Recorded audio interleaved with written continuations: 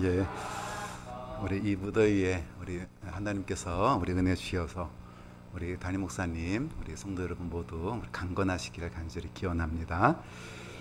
제가 좀 오랜만에 온 것 같은데요. 오늘 아침에 오늘 왔었을 때 우리 최 목사님 또 노장로님 많이 환대해 주시고 또 이렇게 와서 여러분들 뵈니까 꼭 어디 친정 온 것 같은 그런 느낌도 좀 들었습니다.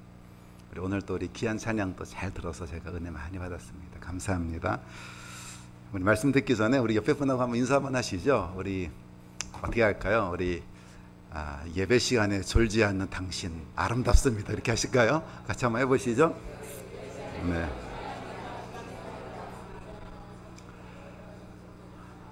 성도 여러분, 오늘 이 말씀은 우리 모두 잘 알고 있는 그런 말씀이죠. 제 내용을 좀 간추려 드리면 다음과 같습니다. 우리 예수님은 공생의 기간 대부분을 이스라엘 북쪽 지역인 갈릴리에서 보내셨죠.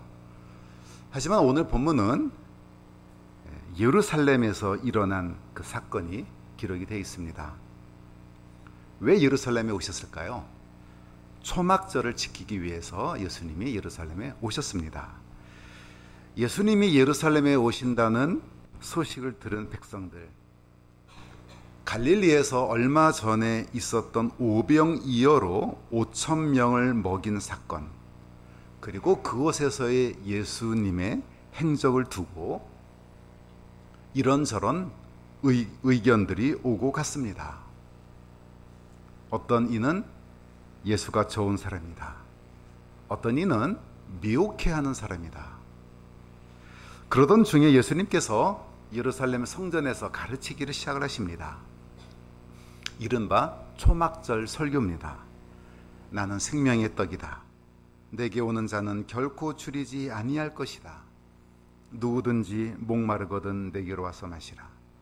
나를 믿는 자는 성경의 이름과 같이 그 배에서 생수의 강이 흘러 나오리라. 직접 예수님의 말씀을 들은 이 유대인들이 놀랍니다. 그리고 논쟁을 벌입니다. 어떤 이는 예수가 그리스도다라고 합니다. 또 어떤 이는 그리스도가 어찌 갈릴리에서 나오겠느냐 반문을 합니다. 오늘 본문인 요한복음 8장은 이런 정황에서 일어난 사건입니다. 예수님께서 초막절 설교를 하신 그 다음날 아침 또 일찍이 예루살렘 성전에 다시 오셨습니다. 백성들이 구름대처럼 몰려왔죠. 백성들에게 가르치시기를 시작합니다. 예수가 또 어떤 말을 할 것인가? 침을 꿀꺽 삼키며 말씀 한마디 한마디에 초집중을 합니다. 그런데 갑자기 난리가 났습니다. 서기관들, 바리새인들이 음행 중에 잡힌 여자를 끌고 들어왔습니다. 그리고는 다짜고짜 예수께 묻습니다. 예수여, 현장범입니다. 모세 율법에 의하면 여자를 돌로 치라 명했는데 당신의 의견은 뭡니까?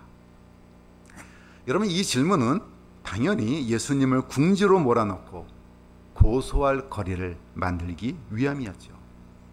돌로 치라 하면 예수님이 가르친 사랑의 정신에 위배될 것이고, 돌로 치지 말라 하면 모세의 율법을 위반하는 것이죠. 사람들의 시선이 예수께 쏠립니다. 그런데 예수님은 즉답을 안 하십니다. 엉뚱한 행동을 하십니다. 몸을 굽히시고 손가락으로 땅에 끄적끄적 거리십니다. 서기관과 바리새인들은 답변하라고 다그칩니다. 예수님이 천천히 일어나셔서 답변을 하십니다. 너희들 중에 죄 없는 자가 먼저 돌로 치라. 그리고 다시 땅에 쓰시길 계속하십니다. 어찌 보면 동문서답입니다.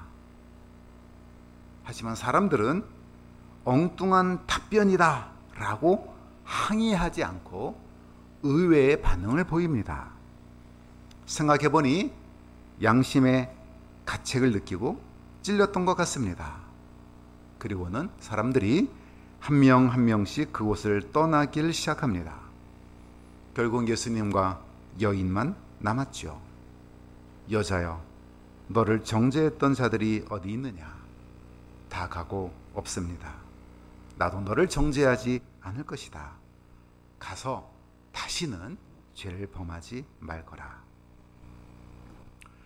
오늘 본문의 이 이야기를 들으신 이후에 우리 성도님들이 제일 많이 질문하시는 것이 있습니다. 목사님, 예수님이 땅에 뭐라고 쓰였어요? 여러분, 유명한 우리 요한복음 주석서를 낸 우리 학자들, 모 학자에 의하면 첫 번째 쓴 것은 출애굽기 23장 1절을 썼다. 그리고 두 번째 낙서는 23장 7절을 썼다. 뭐 이런 식으로 주석에다가 달아놨습니다.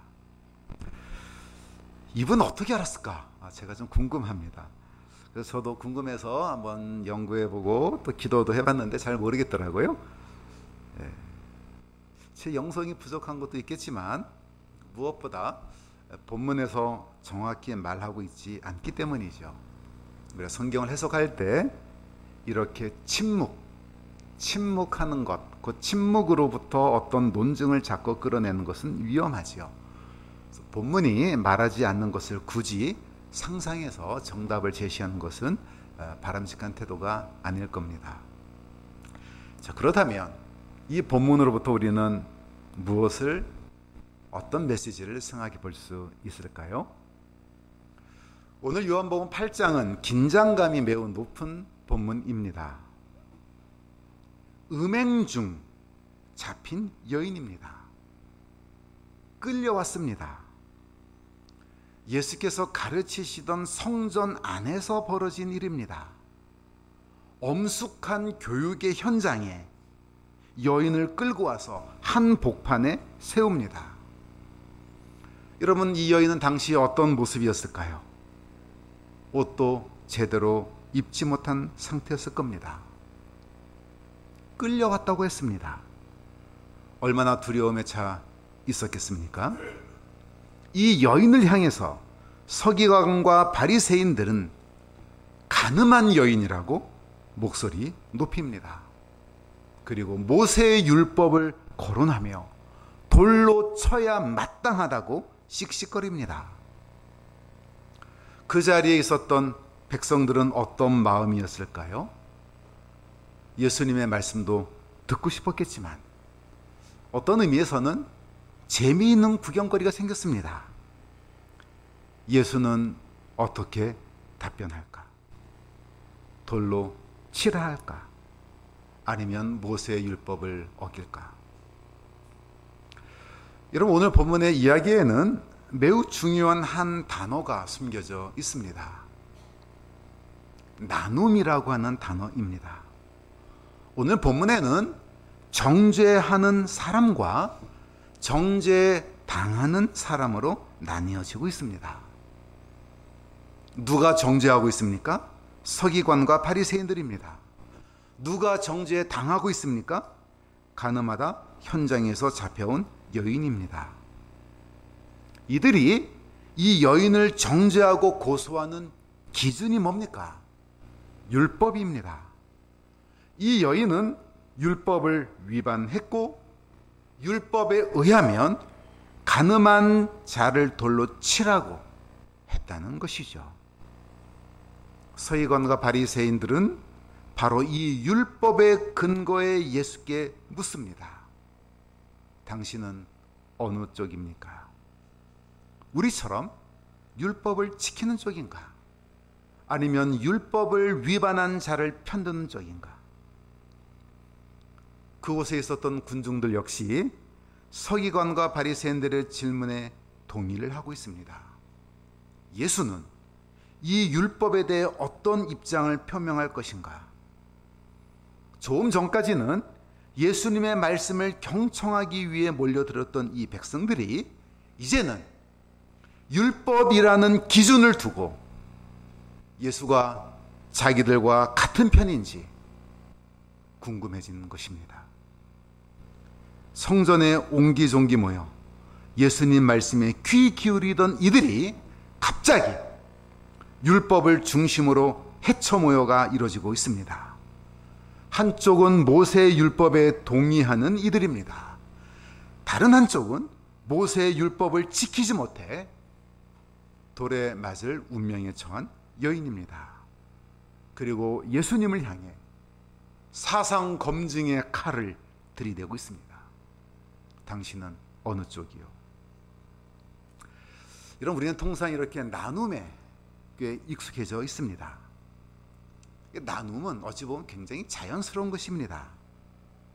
뭉뚱그려 보는 것보다 쪼개고 나누면 잘 보이는 경우가 많습니다.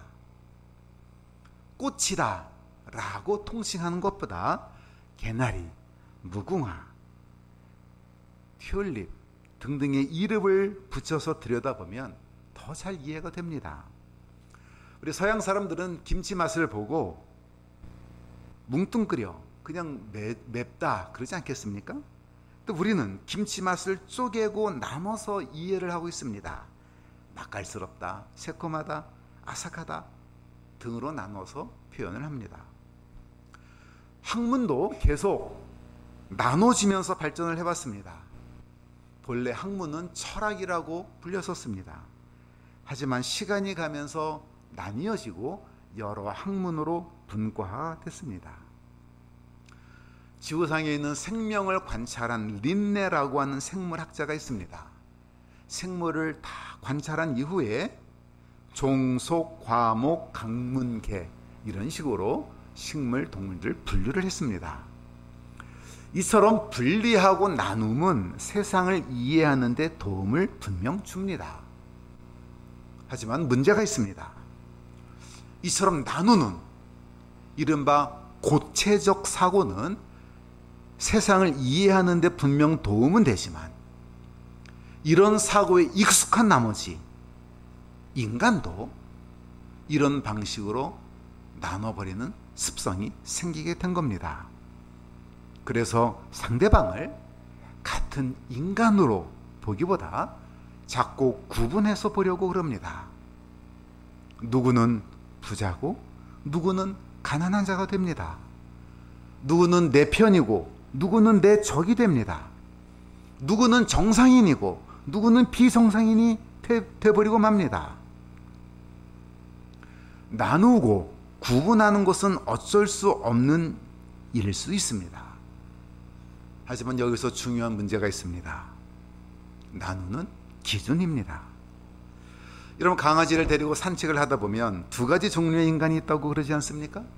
강아지를 좋아하는 인간과 싫어하는 인간입니다. 강아지를 기준으로 갑자기 인간이 나뉘어지고 있습니다. 어떤 사람은 세상 모두가 다 좌파라고 봅니다. 자기가 가장 오른쪽에 서 있기 때문에 그런 겁니다.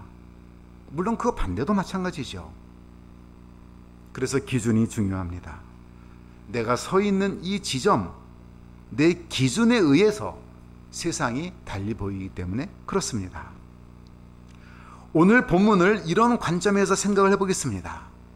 오늘 본문에는 나누는 자가 있고 나눔을 당하는 자가 있습니다. 기준이 뭡니까? 율법입니다. 이 여인은 오직 율법에 의해서 판단되고 있습니다. 이 여인이 과거에 어떤 삶을 살아왔는지, 그리고 현재 지금 이 순간 지금 여인이 어떤 생각을 하고 있는지 중요하지가 않습니다. 단지 이 여인은 율법원을 위반한 여인으로, 그래서 죄인으로 정죄당하고 있습니다. 그리고 예수께 묻습니다. 당신도 우리와 같은 생각인가? 혹시 우리와 달리 율법이 아니라 다르게 이 여인을 보는가? 예수를 향해 자기들의 기준에 근거해서 묻습니다. 그럼 우리는 오늘날 이런 비슷한 경우들이 많습니다. 자기의 시각에는, 세상에는 자기처럼 예배를 열심히 드리는 사람이 있고 예배 시간에 조는 사람이 있을 겁니다. 자기처럼 11조 생활에 충실한 사람이 있고 그렇지 않은 사람이 있겠죠. 자기처럼 코로나 상황에서도 열심히 교회에 출석하는 사람이 있고 그렇지 않은 사람이 있게 돼버립니다. 자신에게 유리한 기준으로 사람들을 나눕니다. 오늘 본문의 서기관과 바리새인은 율법 테두리에 사는데 불편함이 없는 사람들이었지요. 그리고 이 율법의 근거에서 사람을 관찰하고 판단을 합니다. 반면 환경적으로 이 율법을 지키기 어려운 분들이 많이 계십니다. 율법의 내용에 대해서 배우지 못한 분들도 계시죠. 태생적으로 현재 직업이 율법을 지킬 위치가 아닌 분들도 계십니다. 하지만 서기관과 바리새인들은 아랑곳하지 않습니다. 누구에게나 자기들의 율법을 들이댑니다. 그리고 자기들만큼 지키지 않는 이들을 죄인이라고 규정을 해버립니다.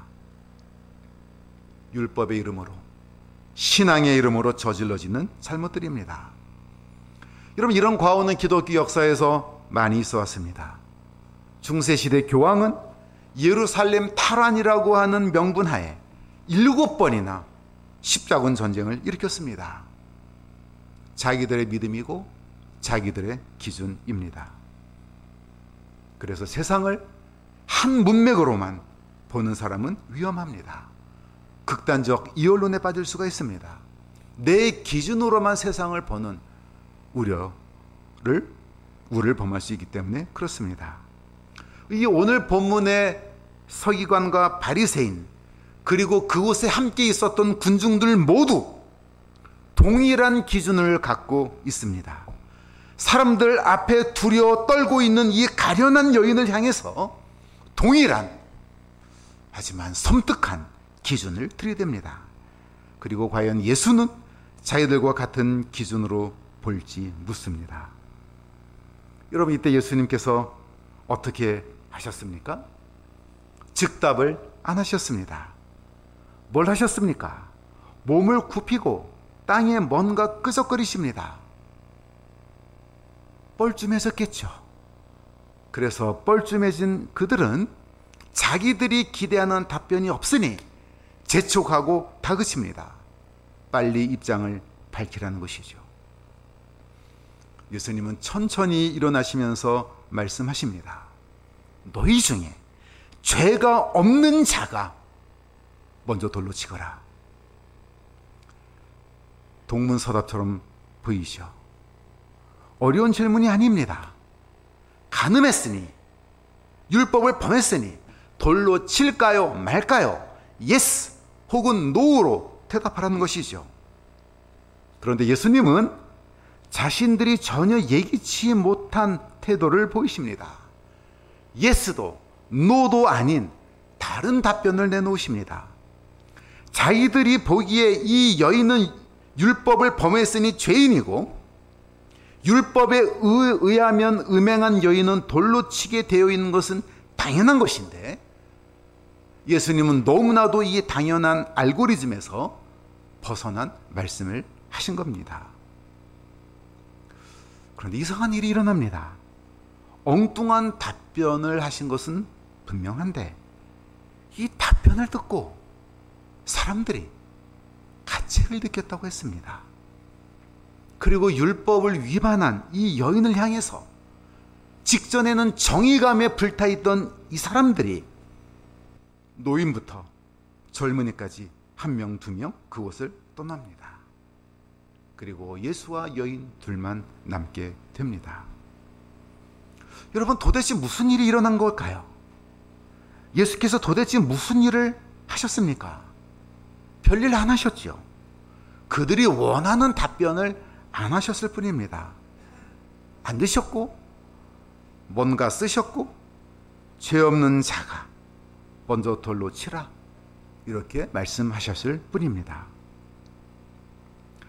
별일 안 하셨지만 잘 생각을 해보면 별일을 하셨지요. 서기관과 바리새인들은 득이양양합니다. 율법을 범한 현장범을 잡아왔습니다. 그리고 예수는 어떤 쪽으로도 답변을 해도 딜레마에 빠지게 되어 있습니다. 이때 예수님께서 뭘 하셨습니까? 그들이 원하는 즉답을 안 하시고 앉으셨고 뭔가를 쓰셨습니다. 질문과 답변 사이에 시간이 있었습니다. 시간의 간격이죠. 짧은 시간이었지만 이들에게는 긴 시간이었습니다. 자신들의 질문이 얼마나 비인간적인지 돌아볼 수 있는 시간이었죠. 한 인간을 향한 자신들의 이 광기 서린 폭력적 행동을 순간적으로 생각해 볼 수 있는 시간입니다.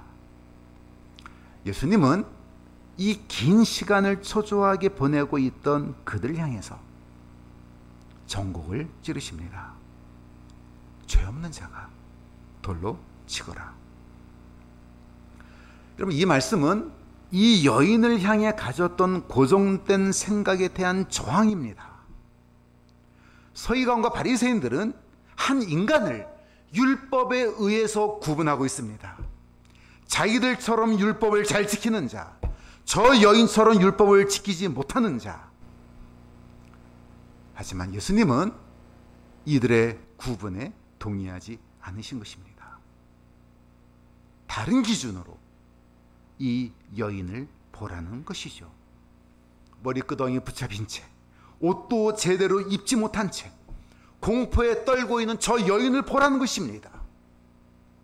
자신들의 누나요, 언니요, 딸과 같은 저 여인의 처절하게 불쌍한 그 모습을 보라는 것입니다. 율법을 범한 여인이요, 그러므로 돌로 쳐야 한다고 외쳐대는 자신들의 포악하고 위선적인 모습을 돌아보라는 선언입니다. 여러분, 성경을 보면 이런 비슷한 태도가 여러 곳 나오고 있습니다. 요한복음 9장을 보면 예수님께서는 하루는 제 아들과 길을 걸어가고 있었습니다. 길가에 나면서부터 볼 수 없었던 시각장애인을 만납니다. 제자들은 묻습니다. 누구의 죄 때문입니까? 얼마나 죄를 범했으면 나면서부터 소경일까요? 부모인가 자기인가 궁금해 죽겠습니다. 누구의 죄 때문입니까? 성도 여러분, 이런 질문은 매우 못된 질문입니다. 길가에서 늘 구걸하던 불행 속에 살아왔던 그 장애인이 오늘 또 자기 곁에 그 현장에 있습니다. 그런데 마침 예수와 함께 그곳을 지나가고 있었죠. 그렇다면 그때 어떻게 행동을 해야 됐습니까? 예수님, 라삐요, 고쳐주십시오. 저 친구 불쌍합니다. 태어나면서부터 부모님 얼굴 한번 제대로 보지 못했습니다. 이렇게 말할 절호의 기회 아닙니까? 그런데 제자들은 한 인간을 볼 때 다른 기준으로 보아온 것입니다. 얼마나 죄를 범했으면 저럴까? 궁금해 죽겠네.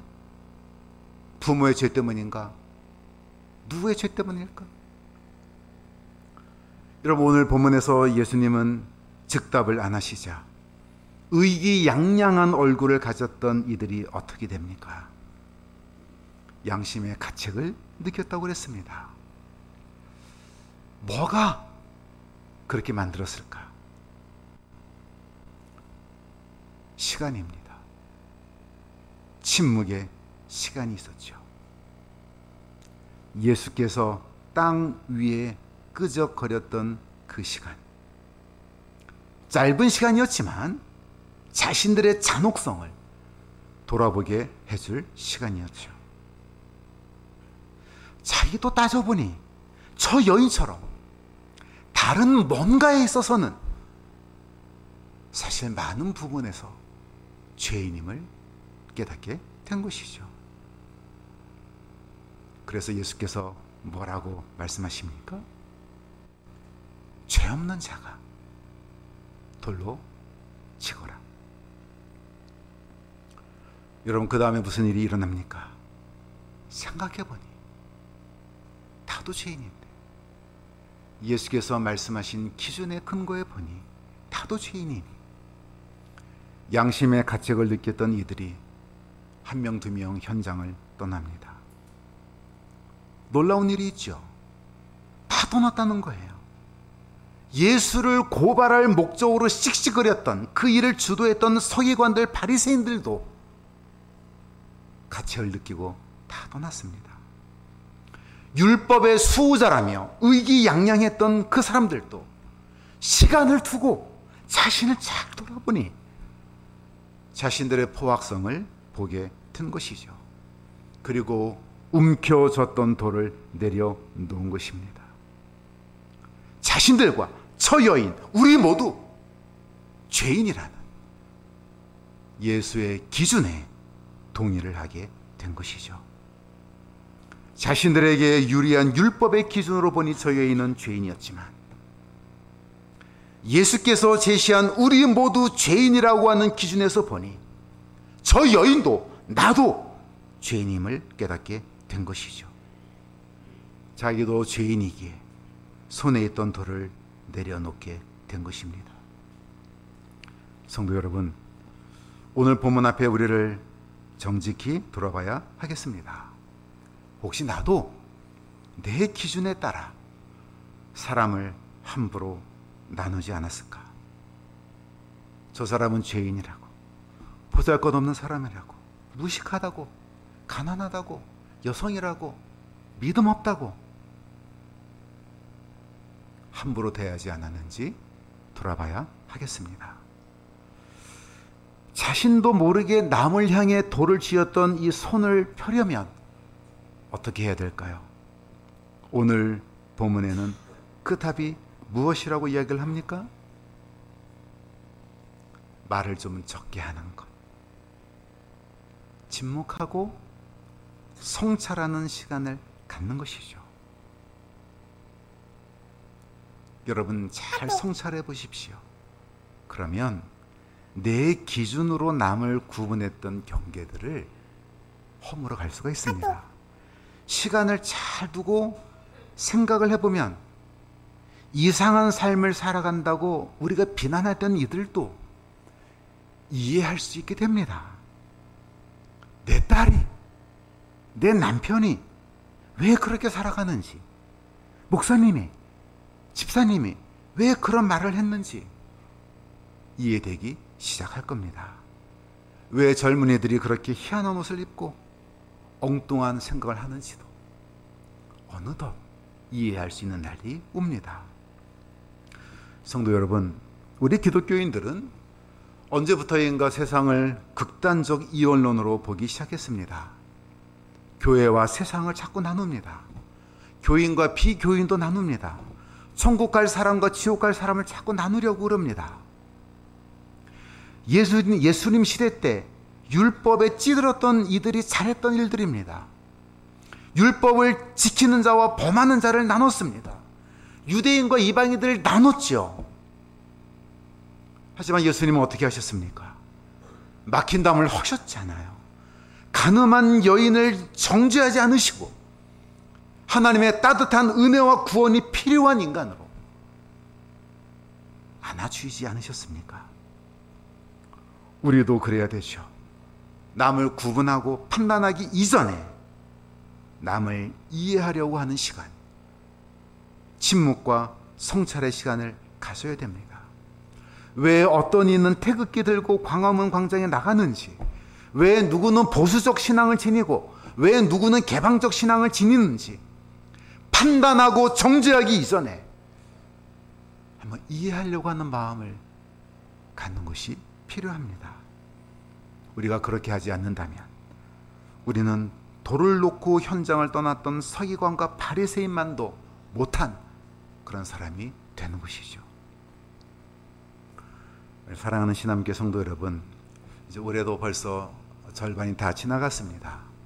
이제 7월이 마지막 거의 날을 보내고 있는데 우리가 코로나로 인해서 온 3년 반 동안 우리의 삶이 많이 위축됐었죠. 그래서 교회도 마음껏 모이지 못해 어려움도 많이 겪었습니다. 요즘 경제적으로는 전 세계가 난리지 않습니까? 온 세계가 물가 상승, 인플레이션, 고금리 등으로 인해서 어려움을 다 겪고 있습니다. 우크라이나 전쟁 금방 끝날 줄 알았는데 1년 6개월 이상이나 지금 지속되고 있습니다. 국내외 경제적 환경이 우리를 되게 예민하게 만듭니다. 지구 환경, 날씨 더 안 좋아지고 있죠. 이런 상황은 상대방을 경계하고 자꾸 나누고 싶어하는 공격적 태도를 갖기 십상인 그런 상황에 우리가 살고 있습니다. 하지만 성도 여러분, 이럴 때 우리 신앙인들만큼은 좀 다른 태도로 세상을 살아가야 하지 않겠습니까? 우리 성도는 예수의 기준대로 살아가는 사람들이죠. 내 가장 옆에 있는 사람을 예수님의 시선으로 대하는 것이죠. 가늠한 여인의 과거를 들춰내는 것이 아니라 이 순간 지금 우리의 따뜻한 위로와 사랑이 필요한 여인으로 보는 그런 기준으로 세상을 살아가는 사람들이죠. 이번 한 주간 힘들지만 이와 같은 예수 기준에 근거해서 멋진 그런 신앙의 삶을 살아갈 수 있는 우리 신앙 성도 여러분 다 될 수 있기를 간절히 기원합니다. 다시 기도하겠습니다. 존귀하신 하나님,